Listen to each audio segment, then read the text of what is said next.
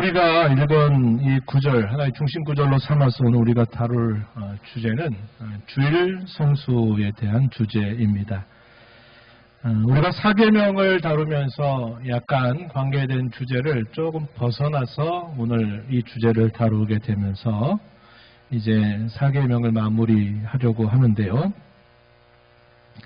지난번에 우리가 배웠던 내용을 간략하게 한번 정리해 보면, 구약시대 때는 제7째 날을 안식일로 지켰다 그랬어요.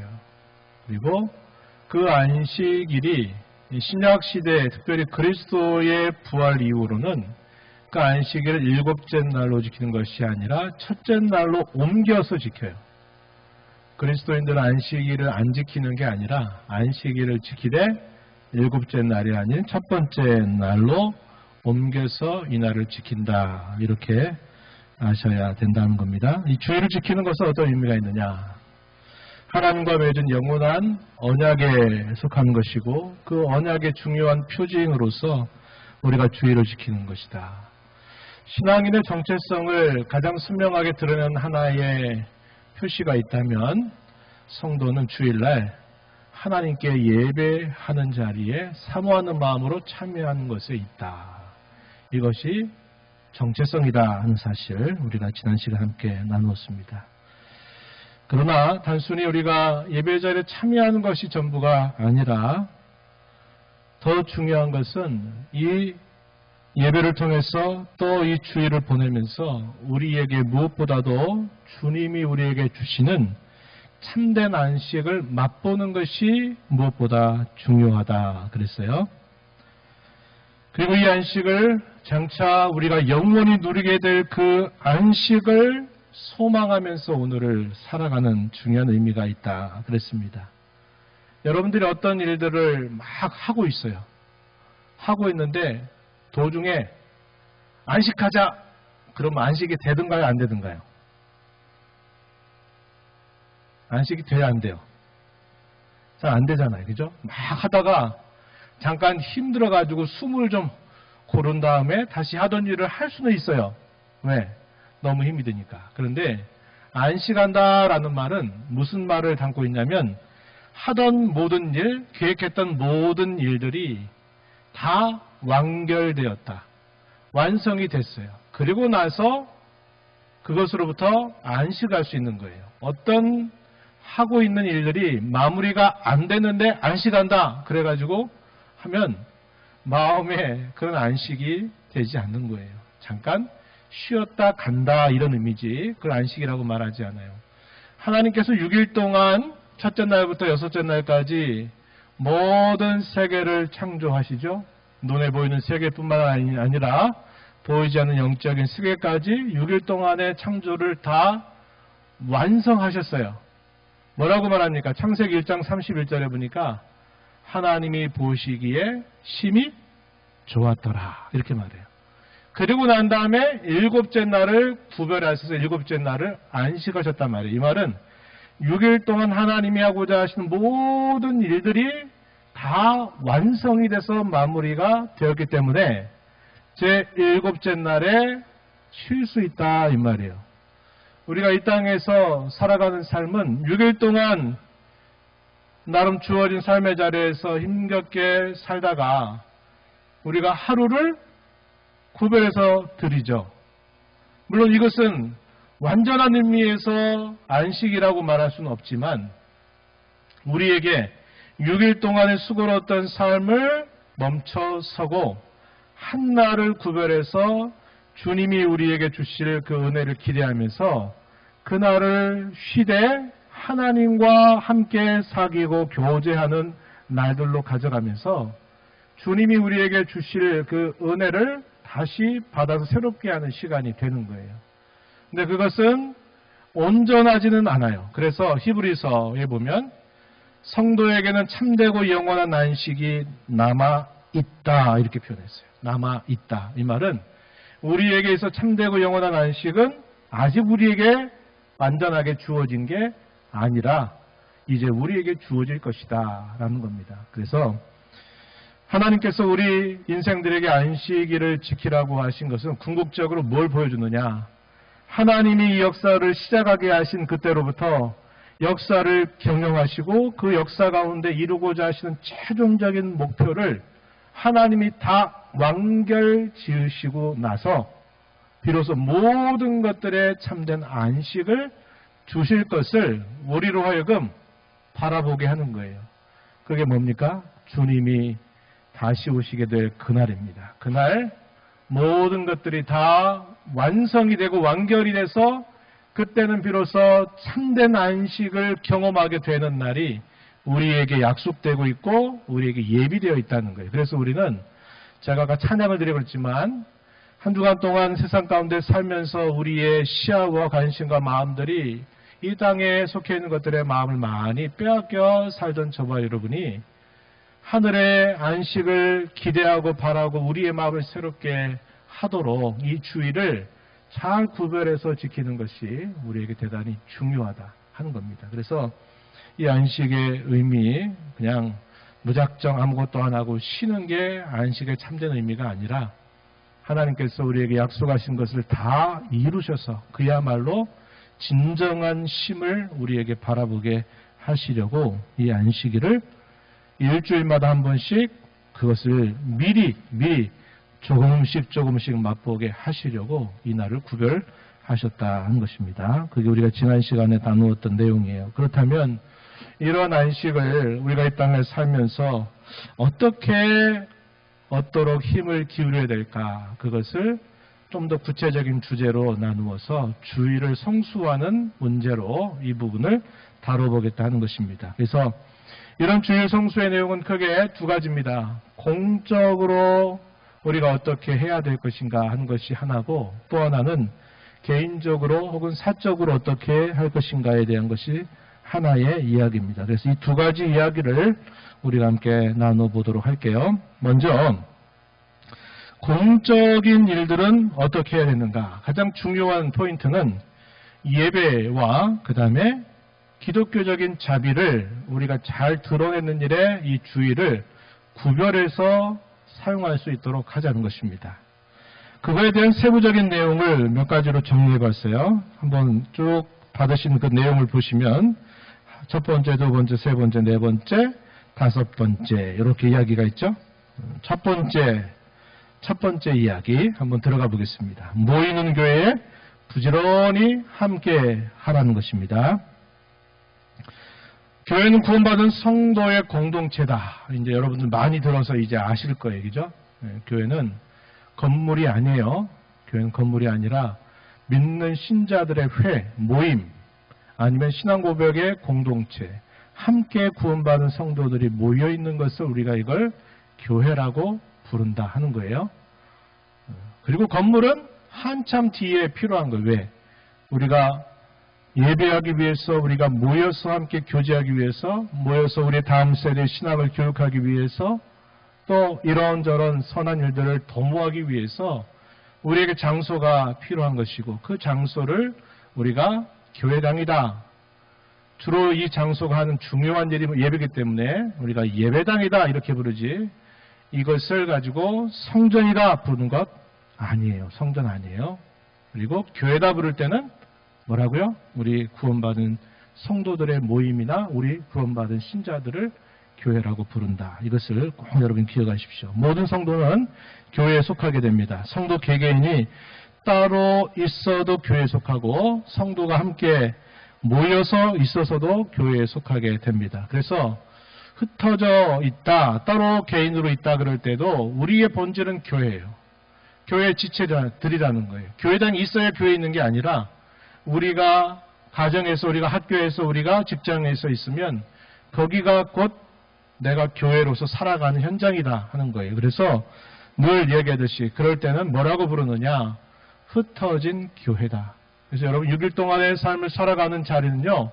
그곳이 어느 곳이든지 간에 나는 여전히 거기서도 하나님의 구원받은 성도 교회로 있다. 이런 의식을 계속적으로 발전시켜야 돼요. 여기는 세상이니까 아무렇게나 살아도 된다. 이런 식의 태도를 우리가 버려야 된다는 거죠. 정한 장소에 정한 시간에 함께 모이는 것, 모이는 교회입니다. 주일날 특별히 우리가 관심을 갖는 부분은 이 부분이에요. 우리가 함께 모이는 거예요. 11시에 모입니까? 10시에 모입니까? 혹은 9시에 모입니까? 모이는 시간이 중요하진 않아요. 성도들이 함께 모일 수 있는 시간을 함께 합의하여서 적당한 시간에 모이면 돼요. 그럼 이제 한국교회는 전통적으로 11시에 모이는 것을 해왔기 때문에 우리가 전통적으로 이렇게 하는 거라는 거예요. 이러한 사실들을 모르면 교회 예배가 11시에 없고 뭐 10시에 모인다 그러면 그 교회 이상한 교회네? 왜 이상해요? 그러니까 왜 11시에 안 하고 왜 10시에 모이죠? 그러니까 이러한 내용들을 모르면 기존 거하고 뭐만 다르면 이상한 교회 이런 식으로 말해요. 이거 아니다 이 말. 이건 전혀 아무런 본질이 아니에요.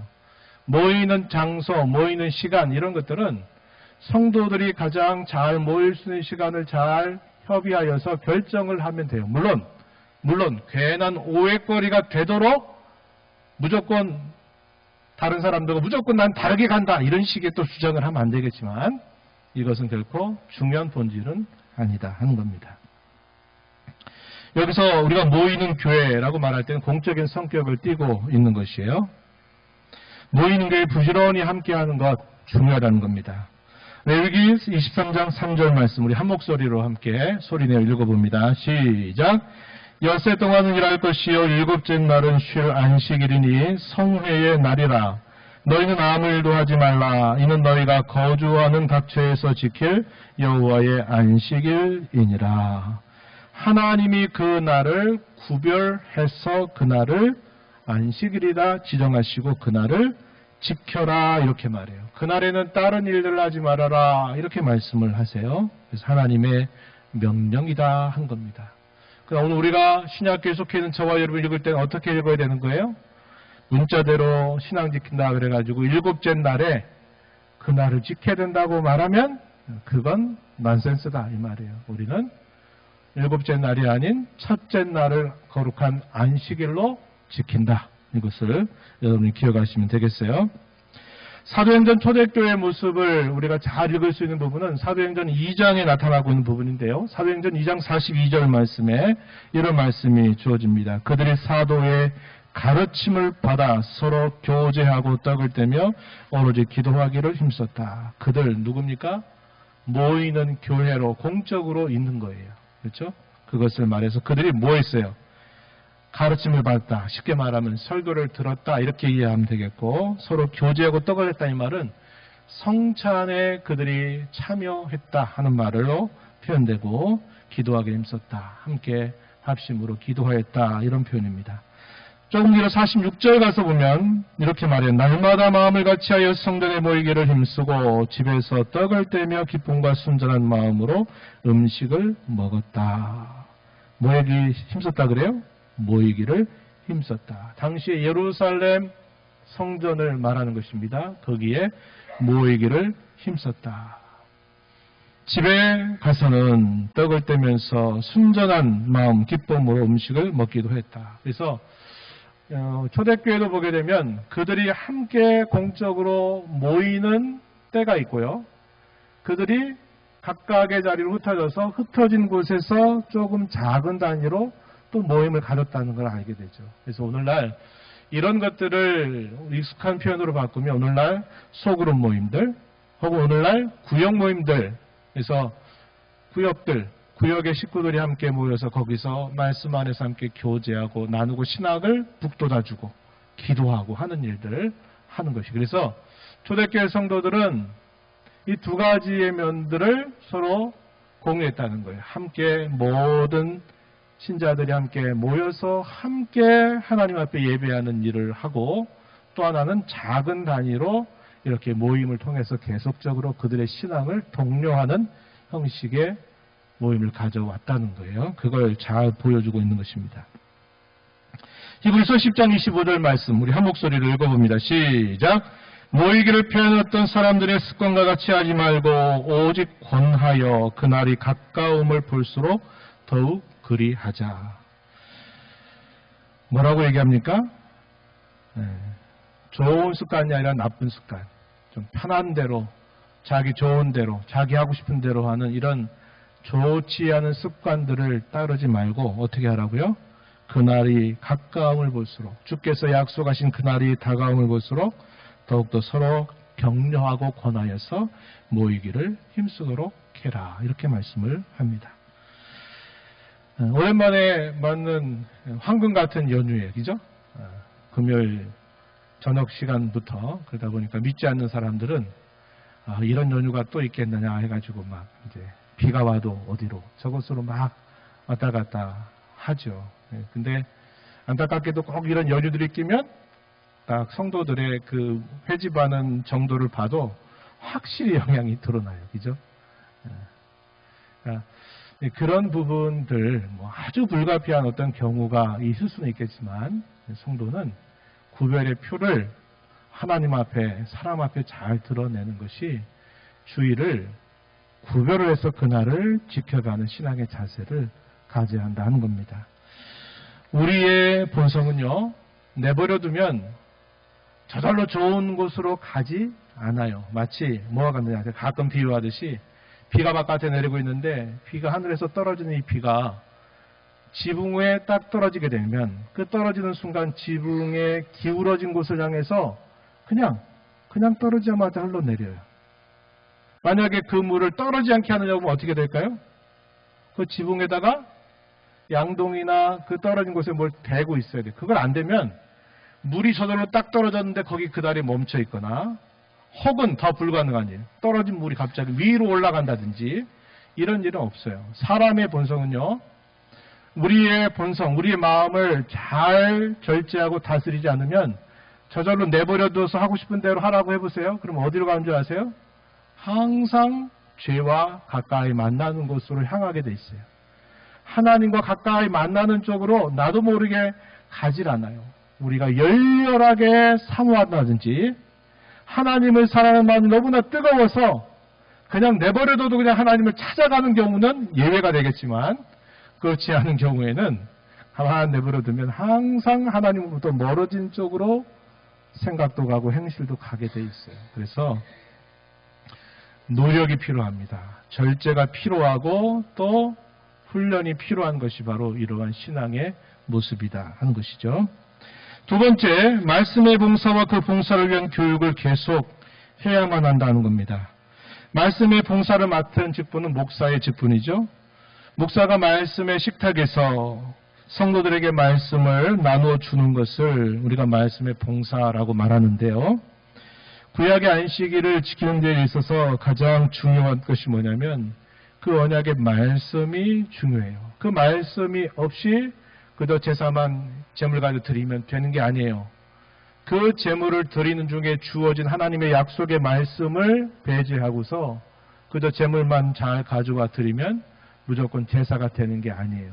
이제 우리가 이번 주 지나가면서 6월 접어들면서 이사야 말씀을 이제 새벽마다 읽어갈 텐데, 이사야 선지자가 책망하는 내용이 그런 내용이에요. 습관에 젖어가지고 그저 제사 드리는 식으로 빠져버려 있는 당시에 형식적인 신앙에 치우쳐버린 그들을 향해서 책망하는 이야기들이 주어지게 되는데, 언약의 말씀이 중요하다는 거예요. 그럼 신약에 와서 또 역시 중요한 게 뭘까요? 말씀의 봉사가 우리가 하나님 앞에 행하는 예배 가운데서 가장 중요한 것입니다. 하나님께서 자기 백성들에게 찾아올 때 어떻게 찾아오시는가? 구약시대 때는 말씀을 직접 들려주시면서 찾아오시기도 하시죠. 누구를 통해서? 선지자들을 통해서 말씀을 주시면서 그 백성을 찾아오셔요.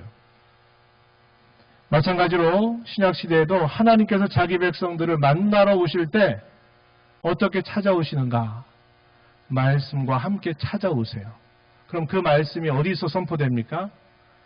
이 말씀의 식탁 강단에서 그 말씀이 목회자, 하나님이 세우신 합당한 직분을 행하는 말씀의 종 목사를 통해서 이 말씀이 선포되는 거예요.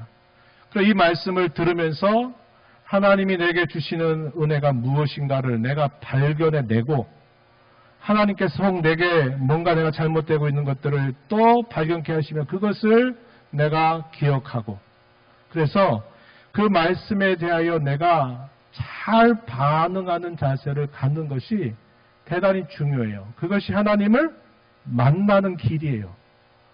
그냥 갑자기 내 마음에 울컥하는 마음이 딱 생겨서 보니까 하나님이 나를 만나 주신 거야. 이렇게 생각을 하면은 안 돼요. 그럴 때도 있어요. 감동의 눈물이 나거나 슬픔의 눈물이 우리의 반응으로 나올 때가 있지만 정말 중요한 것은 하나님이 그분의 말씀과 함께 나를 만나러 오신다는 것을 기억해야만 됩니다. 우리가 늘 기도하는 제목, 제가 늘 기도할 때마다 빼지 않는 기도 제목이 있죠. 그게 뭡니까? 사도행전에 나타나고 있는 모습이죠. 주의 말씀이 흥왕하여 세력을 얻고 성령의 위로 가운데 평안이 든든히 서간다. 여기에 믿는 자들의 무리가 더해져가는 교회의 모습. 이게 사도행전에 나타난 초대 교회의 가장 이상적인 모습이에요. 제가 이러한 일들을 위해서 늘 기도하고 또 우리 재직들이나 여러분들도 늘 이렇게 기도하는 일에 함께 합니다. 제가 요즘 들어서 특별히 느끼는 게 그거예요. 우리 교회 학교 친구들이 이러한 말씀이 응답되고 있다는 생각을 제가 많이 하게 돼요. 우리 어린 친구들이 말씀을 허투루 듣지 않아요. 그리고 잘 기억합니다. 물어본 잡등 다 잘해요. 그리고 그 말씀 배우고 하는 걸 좋아해요. 비록 아직 많지 않아서 조금은 숫자적으로는 부족할지 몰라도 아이들 한 명 한 명이 그러한 모습으로 조금씩 달라져가는 모습을 봐요. 그래서 저는 그런 생각을 하는 거예요. 하나님이 우리가 드리는 기도를 이렇게 어린 친구들에게 먼저 또 응답하시는 것 같다. 이런 생각을 제가 하곤 하는 거예요. 간절한 소원이에요. 말씀이 부흥을 한다. 이 말의 의미는요. 제가 여러 차례 말씀드리지만 말씀에 반응하는 거예요. 반응. 하나님이 이 말씀을 통해서 나를 위로하신다 그럴 때 그 위로에 대하여 내가 감사로 반응하는 것이고 내가 알지 못했던 그분의 은혜를 다시 깨닫게 하신 그 은혜에 대하여 내가 감사하고 그 은혜를 주신 하나님이 내가 어떻게 하기를 바라시는데 나는 그거와 다른 길을 가고 있을 때 내가 이렇게 하면 안 되겠구나 생각하고 그 말씀 가지고 하나님 앞에 진실하게 용서를 구해서 그 용서를 받는 기쁨을 회복하고 이런 것들이 정말 중요해요. 이게 말씀의 부흥이에요. 하나님이 말씀하다 갑자기 기적을 막 나타내고 이런 것은 초대교회 때 하나님이 특별하게 베푸시는 기적들이 있긴 하지만 그것은 평상시 늘 있는 일은 아니에요. 평상시 있는 건 뭐냐? 하나님이 예배 자리에서 말씀의 종을 통해 주신 그 말씀과 함께 그분이 나를 만나러 와주신다는 거예요. 여러분들이 찬송을 부를 때 찬송의 은혜를 받았다 그러죠? 그 찬송의 은혜를 받았다는 것은 그 찬송의 가사가 내게 은혜가 되었단 말이죠. 찬송의 가사가 어디서 나옵니까? 하나님의 말씀에서 나오잖아요. 여러분들이 기도하면서 올 때는 답답하고 두렵고 근심되는 마음을 가지고 나와 기도했는데 기도를 마치고 돌아갈 때 하나님이 마음에 막 평온함을 줘서 안 될 것 같은데 되겠다. 이렇게 하면 되겠다 하는 마음을 가지고 여러분의 자리로 다시 돌아갈 때 여러분들이 기도를 통해서 은혜를 받았어요? 그럼 기도한 내용을 한번 들어보세요. 그 기도한 내용이 다 어디에 있습니까? 말씀에 있잖아요. 시편에 그러한 내용들이 다 구구절절이 다 고백되고 있잖아요. 그러니까 우리가 찬양을 드리면서 은혜를 받았다 하는 것은 곡조에 은혜 받았다라는 말은 아닐 거예요. 가사. 기도하면서 기도한 그 내용 속에 하나님을 깊이 만나게 되면서 그 기도했던 내용도 결국 보면 어디에 있는 거예요? 하나님의 말씀에 있는 것으로 주께서 내게 위로를 주시고 힘을 주시는 거죠. 그래서 하나님이 우리를 만나러 오실 때, 낮 시간에도 그 얘기했죠. 우리와 사귐을 갖고자 하실 때 하나님은 어떻게 우리에게 그런 사귐을 이루어 주시느냐. 말씀과 함께 우리에게 그러한 사귐을 이루어 주신다는 거예요. 그래서 예배 시간 중에 왜 그렇게 많은 시간을 할애하고 이 말씀을 풀어주고 이 말씀을 가지고 이게 하나님의 뜻입니다. 우리가 이렇게 됩니다라고 말하는 그 내용들을 많은 시간을 버려서 거기에 집중하느냐. 하나님이 말씀과 함께 우리를 만나 주시기 때문에 그것임을 여러분들이 기억해서 말씀 시간에 잘 안 들어오거나, 물론 저도 노력해야 되지만 잘 안 들어오거나, 말씀 시간에 계속 딴 생각 많이 나고, 말씀 시간에 몸이 피곤해서 그럴 수는 있겠지만 거의 습관적으로 막 졸리고 막 이런 걸 이겨내지 못할 때는 여러분들이 여러분 나름대로 극약 처방을 해야 돼요. 그냥 이것을 다른 탓으로 돌리면 안 된다 이 말이에요. 왜? 그 시간이 하나님이 나를 만나러 오신 가장 소중한 시간인데 그 시간을 그냥 뜻없이 다 허투루 흘려보내고 그러고 난 다음에 예배당 문을 닫고 나가버린다면 그것처럼 안타까운 일이 없는 것입니다. 그래서 여러분들이 잘 기억을 하시고 이러한 일들이 내가 심심치 않게 자주 일어나갔다 할 때는 여러분들 자신을 향해서 극약 처방을 내려야 돼요. 그냥 내버려 두지 마세요. 그렇게 되면 안 돼요. 그래서 여러분들이 말씀을 전하는 목사를 위해서 끊임없이 기도해 주셔야 되죠. 제가 허튼 소리 하지 않아야 되겠죠. 딴 소리 해대고 엉뚱한 소리 해대고 내가 하고 싶은 말 해대고 이러면 안 되겠죠. 목회자가 말씀을 신실하게 드러내는 일을 잘 감당하도록 그래서 계속적으로 부족한 저를 위해서 기도해 주셔야 되고 말씀을 듣는 여러분들의 마음을 위해서 끊임없이 기도하고 그것이 안 될 때는 어떤 강력한 처방을 자기에게 내려서라도 이러한 일이 반복되지 않도록 끊어내는 일을 해야만 돼요.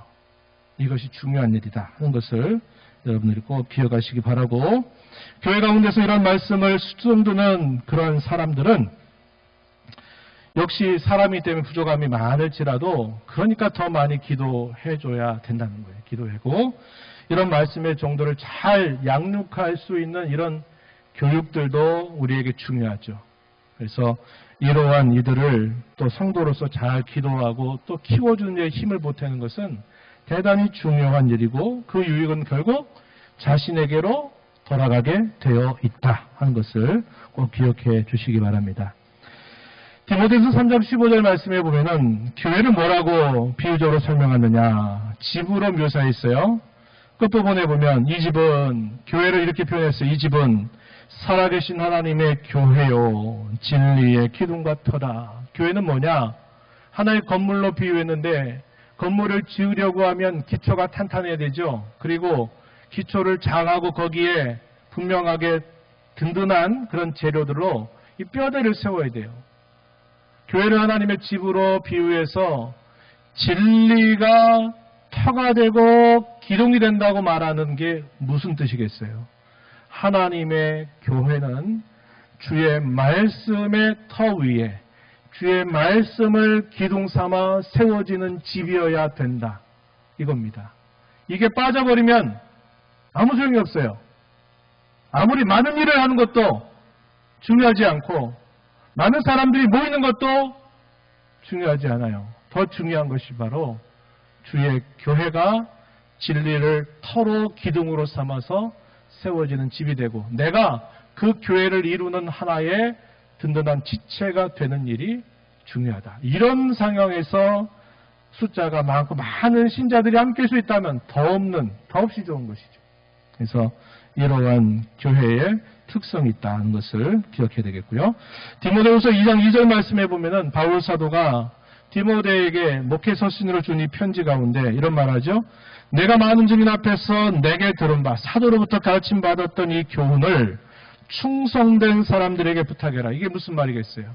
복음의 일꾼들을 세워서 그들에게 이 말씀을 신실하게 전하도록 부탁해라. 그들이 또 다른 사람들을 가르칠 수 있으리라. 그래서 이 말씀의 봉사자들을 잘 세워가는 것 교회에게 대단히 중요한 일이다 하는 것을 우리가 배우게 됩니다. 디도서 1장의 내용도 역시 디도서도 목회서신인데요. 디도서 1장 5절에서 바울 사도가 디도에게 이렇게 권합니다. 내가 너를 그레데라는 섬에 남겨둔 이유는 남은 일을 정리하고 내가 명한 대로 각성의 장로들을 세우게 하려 합니다. 그레데라고 하는 섬에 여러 곳곳마다 마을들이 모여 있겠죠. 그곳에 바울 사도가 네 번째 전도 여행을 했어요. 로마 첫 번째 감옥에서 풀려난 다음에 네 번째 전도 여행을 하다가 이 그레데의 복음을 전하고 여기에 누굴 남겨두냐면 디도를 그레데 섬에 남겨두면서 부탁한 말이 이 말입니다. 뭐라고요? 남은 일들, 다 이루지 못한 일들을 내가 잘 정리하고 각성의 장로들을 세우다. 장로가 뭘까요? 말씀의 봉사자들을 말하는 거예요. 말씀의 종들을 곳곳마다 세워서 주님의 교회가 든든히 서가도록 그 역할을 네가 감당해라. 이렇게 요구하는 내용입니다. 세 번째, 하나님 말씀을 경청하라는 겁니다. 말씀, 예배 중에 선포되는 말씀에 경청하는 자세를 가져야 합니다. 그것이야말로 우리가 참된 안식과 평안에 들어가는 가장 좋은 길이에요. 꼭 기억하십시오. 하나님의 말씀을 경청하여 듣는 이 자세가 안식과 평안을 얻는 가장 좋은 길이라는 것 꼭 기억을 하시기 바랍니다. 말씀을 들을 때 여러분들이 두 가지 면으로 나눠 들으면 좋을 것 같아요. 제가 몇 번 말씀을 드리지만 하나님 말씀을 들을 때 먼저 그 말씀 속에서 하나님이 어떠한 은혜와 사랑을 베푸시는가를 먼저 귀를 쫑긋 세우고 말씀을 들으세요. 그 은혜와 사랑에 대한 깨달음이 우리에게 먼저 있어야 합니다. 그런 다음에 어떤 권면을 하시는가를 들으세요. 내가 나에게 힘쓰라고 하시는 것이 무엇이고 나에게 하지 말라고 말씀하시는 것이 무엇인지 이런 것들을 그 다음에 듣는 거예요. 이 순서가 바뀌면 어떻게 되느냐? 율법적 신앙이 돼요. 율법적 신앙. 잘하면 칭찬받고 상받고 못하면 다 정죄. 이런 식의 교회 풍토가 만들어지면 교회가 어떤 분위기가 될까요? 항상 무거워요. 항상 어둡습니다. 잘한 사람은 잘했다고 막 활기를 치고 그러고 그렇지 않은 사람은 항상 이렇게 억눌려 있는 이런 식의 분위기가 만들어져요. 이런 식의 태도는 대단히 바람직하지 않아요. 그러니까 여러분들이 저도 항상 말씀을 증거할 때 이런 방식으로 전해요. 여러분 하세요. 안 하면 하나님이 여러분 혼냅니다. 그렇게 고집 부려보세요. 하나님 가만히 안 둘 거예요. 이렇게 말하고 하세요. 아우 안 보게 했더니 참 좋은 일이 있었네요. 이렇게 말해보세요. 그럼 여러분들이 어떤 느낌이 들겠어요? 목사님이 직접 나들으라고 이렇게 책망하는구나. 또 목사님 누구는 또 직접 세워주시네. 이렇게 되면 말씀이 은혜가 되는 게 아니라 이것 때문에 짓눌러버려요. 저 그렇게 말씀 전하지 않으려고 해요. 왜? 말씀 속에서 하나님의 성품이 어떻게 드러나고 그분이 어떤 은혜를 주시는가를 성경은 늘 말해요. 그걸 제가 드러내려고 애를 써요. 그래서 여러분들의 마음속에 성령께서 여러분의 마음에 말씀하시도록 하면 좋겠다는 거예요. 어떻게? 아무개야, 너 이런 사랑 받았는데 너 계속 이렇게 하면 되겠니? 성령께서 그렇게 말씀해 주시기를 바라는 거예요. 여러분들이 말씀을 들을 때도 그런 신앙의 자세를 가져야 돼요. 항상 하나님이 먼저 무슨 은혜와 사랑을 베푸시면서 왜 하지 말라고 하시는지, 이걸 왜 하라고 하시는가를 순서를 따라서 여러분들이 생각을 하시는 것이 좋아요. 그래야 하나님의 은혜가 동기가 되고 하나님의 사랑이 동기가 돼서 내가 이렇게 해야지야 탈이 없어요. 오늘 그렇게 했더니 막 경고하더라, 책망하더라, 찌르더라. 이거 안 하면 안 되겠네. 이래가지고 하는 것이 한 번, 두 번의 효과는 있을 수 있어요. 근데 조금 지나보세요. 그 효과는 아무 소용이 없는 거예요. 그 효과가 아니에요. 그래서 성령께서 여러분의 심령을 감화하여 여러분들에게 말씀하시도록 듣기 위해서는 그 말씀 속에 하나님이 베풀어 주시는 그분의 사랑이 뭐고 그분의 마음이 무엇인가를 잘 찾아내서 여러분이 자원하는 마음으로 바뀌어가기를 바라시는 거예요. 하나님의 나라를 다스리는 방법은요, 강제적인 법이 아니에요. 세상의 나라는 법과 질서를 내세우고 그 법과 질서를 어기면 어느 순간 당신 법 어겼으니까 처벌받아야 됩니다. 당신 벌금 얼마 내야 됩니다. 당신 얼마나 징역을 살아야 됩니다. 이렇게 말해서 강제성이 있어요. 그러나 하나님 나라의 법은, 주의 교회 주께서 내신 법은 강제성이 없어요. 강제적인 경우가 거의 없어요. 어떻게 하십니까? 성령께서 여러분의 마음을 감화하셔서, 성령께서 여러분의 마음을 움직이셔서 그렇게 여러분을 바꿔가기를 원하시는 거예요. 만약에 우리같이 한 번, 두 번, 세 번 얘기했는데 안 바꾸면 에이 때려쳐! 이랬으면 어떻게 했을까요? 우리 중에 살아남은 인사는 아무도 없어요. 그 오랜 세월 동안 왜 하나님이 기다리고 참으실까요? 얼마든지 두려움을 주고 공포를 불어넣어서 우리로 하여금 강제적으로라도 하게 만드실 수 있는데 왜 그렇게 안 하시냐면 하나님의 통치 방식은 인격적 통치 방식이에요. 그렇기 때문에 기다리시는 거예요. 여러분들 이 부분 꼭 기억을 하시기 바라요. 우리의 믿음은 말씀을 들음을 통해서 나고 들음은 그리스도의 말씀으로 말미암아 우리 믿음은 일어나고 성장하고 자라가게 되어 있습니다. 바울사는 디모데에게 이 말을 분명하게 말하죠. 디모데전서 4장 13절. 내가 이럴 때까지 읽는 것과 권하는 것과 가르치는 것에 전념해라. 이렇게 말합니다. 여기 읽는 것이란 말이 뭐냐면요. 공적으로 읽으란 말이에요. 공적으로 읽으란 말. Public reading of scripture. 이 말입니다. 그러니까 하나님의 말씀을 공적으로 소리내서 읽으라고 하는 것을 말하는 거예요. 우리가 이거 언제 하고 있어요? 새벽에 하고 있잖아요. 새벽에. 어떤 분들은 왜 새벽 시간에 짧은 시간에 왜 하나님 말씀을 손에서 한 목소리로 읽어가자고 목사님이 얘기하는지 좀 그게 답답해 보일지 몰라요. 그러나 이제 이게 습관이 됐을 거예요. 하나님의 말씀을 성도들이 공적으로 소리내서 읽는 것이 대단히 중요해요. 그렇기 때문에 우리가 낮 시간에는 그렇게 다 못하더라도 새벽 시간만큼은 하나님이 우리에게 주신 그날의 말씀을 가급적 너무 길면 조금 자르지만 1절부터 마지막까지 함께 소리내서 읽는 거예요. 공적으로 읽는 것을 말하는 것입니다. 네 번째는 성례가 있게 될 때는 성례에 참여하는 거예요. 옛날에는 성례를 매주마다 했거든요. 근데 지금 우리가 그렇게 못하니까 성례에 참여하고 주님을 공적으로 부르는데 심쓰라는 거예요. 공적으로 부른다는 게 뭐냐?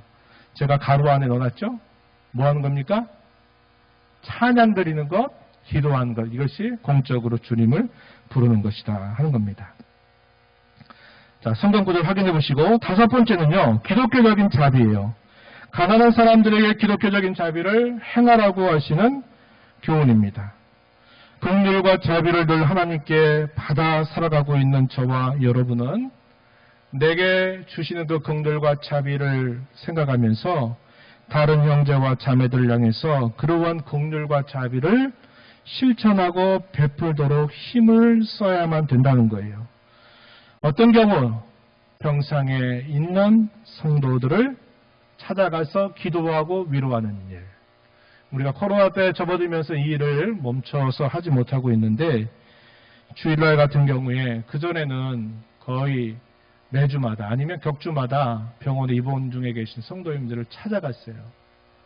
이런 것도 주일날 우리가 해야 될 일이다 하는 거예요. 어려움 가운데 처해져 있는 성도들, 시험 골무 가운데 빠진 성도들을 도와 그들을 세워주는 일, 이런 것들은 다 주일날 우리가 할 수 있는 기독교적인 자비에 해당이 된다. 신명기 15장 11절 말씀해 보면요. 하나님이 이렇게 하셨대요.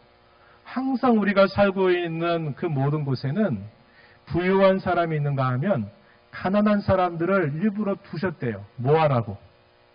너희 중에 혹 그러한 사람이 있을 때 그들을 돌보고 챙기면서 하나님의 사랑을 실천하라고 그렇게 해주셨다고 말합니다. 신명기 15장 11절 말씀 우리 함께 소리내 읽어봅니다. 시작! 땅에는 언제든지 가난한 자가 그치지 아니하겠으므로 내가 내게 명령하여 이루노니 너는 반드시 내 땅 안에 내 형제 중 곤란한 자와 궁핍한 자에게 내 손을 펼지니라. 아멘. 여기 말씀을 보면 그런 의미들이 잘 전달되고 있음을 우리가 알 수 있겠죠? 여기까지 해야 될 것 같아요. 오늘 제가 좀 설명을 자세하게 한다고 여러 가지 이야기를 이렇게 좀 가지가 좀 쳐졌는데 여기까지 여러분들이 오늘 들으신 말씀들을 이게 녹화가 돼서 우리 홈페이지도 올라가니까 여러분들이 교환도 보시고 다시 한번 들어보셔요. 그래서 하나님의 말씀을 경청하여 듣는 것이 이게 얼마나 중요한가 하는 것을 여러분들이 이 시간 통해서 꼭 깨닫게 되기를 바랍니다. 하나님은 우리와 만나 교제하고 사귀러 오실 때 반드시 말씀과 함께 우리를 찾아오신다. 이것을 여러분 꼭 기억을 하시고 하나님의 말씀에 대하여 여러분들이 다시 되돌아보고 또 새롭게 되는 귀한 여러분의 삶이 되기를 진심으로 축원합니다. 하나님 감사합니다. 오늘 저희들에게 주신 시간을 통하여서 우리가 주일을 참된 안식과 평안과 기쁨을 얻기 위해서 어떻게 지키면 좋을까? 오늘 공적으로 힘써야 될 일들에 대하여 여러 가지 교훈을 받았습니다.